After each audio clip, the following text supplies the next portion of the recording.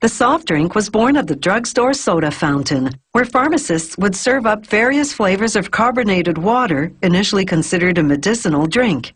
These sodas became so popular that customers wanted to be able to buy them in bottles to take home. That demand spawned the soft drink industry.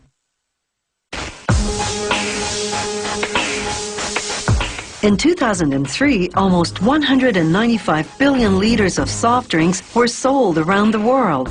That's 30 liters for every person on Earth. These 2-liter plastic bottles have just arrived from the bottle factory.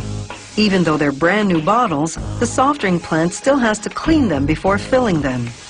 This rinsing machine turns the bottles upside down, then flushes them with water the plant filters on site.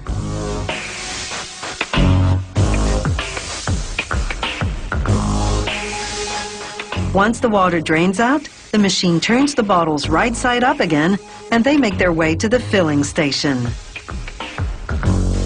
Meanwhile, in the mixing room, technicians prepare whatever soft drink they'll be bottling in this production run. Each recipe begins with filtered water. It makes up 86% of the drink. The rest is syrup. Each syrup recipe is a combination of carefully measured ingredients, natural and artificial coloring and flavoring, and one or more of various types of sugar, such as glucose or fructose, extracted from beets, corn, or cane. This machine releases the right proportion of syrup to filtered water, creating the final soft drink minus the bubbles. The drink now travels to a pressurized tank called the carbonator. There, an injection of carbon dioxide infuses the drink with gas bubbles. The carbonated soft drink now travels to the reservoir of the bottling machine. The bottles arrive and travel its carousel. The machine removes the air in each bottle, then fills it with, in this case, 2 liters of cola.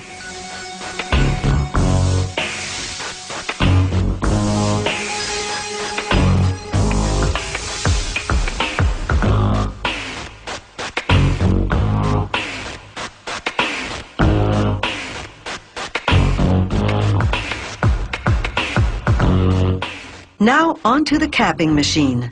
The caps come down a chute propelled by filtered air. The machine twists a cap on the part of the bottle called the crimp, intertwining the threads of the cap and crimp tightly to hermetically seal the bottle. Next stop, labeling. The machine's roller applies cold glue to one metal plate after another. Each plate then grabs a label and applies it to a bottle.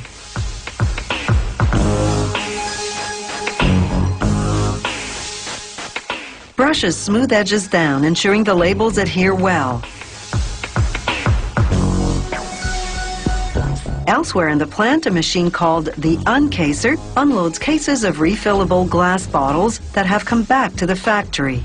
The cases continue toward a case washing machine. The dirty bottles head toward the bottle washing machine, where devices called cells line them up in rows of 16.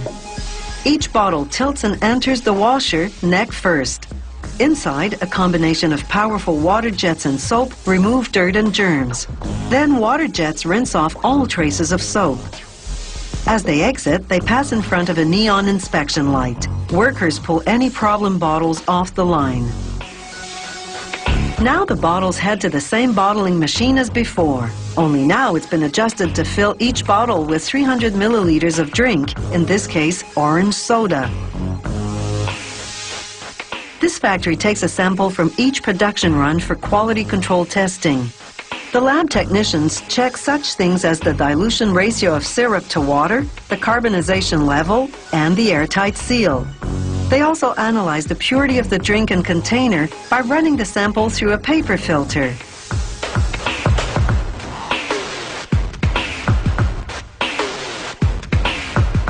They put the filter into a petri dish containing the nutrients needed to grow microorganisms. Then they incubate at a precise temperature and observe if any bacteria grow.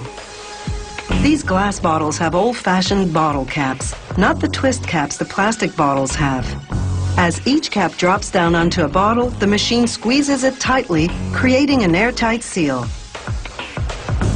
Once the bottles are filled and capped, they go into shipping cases.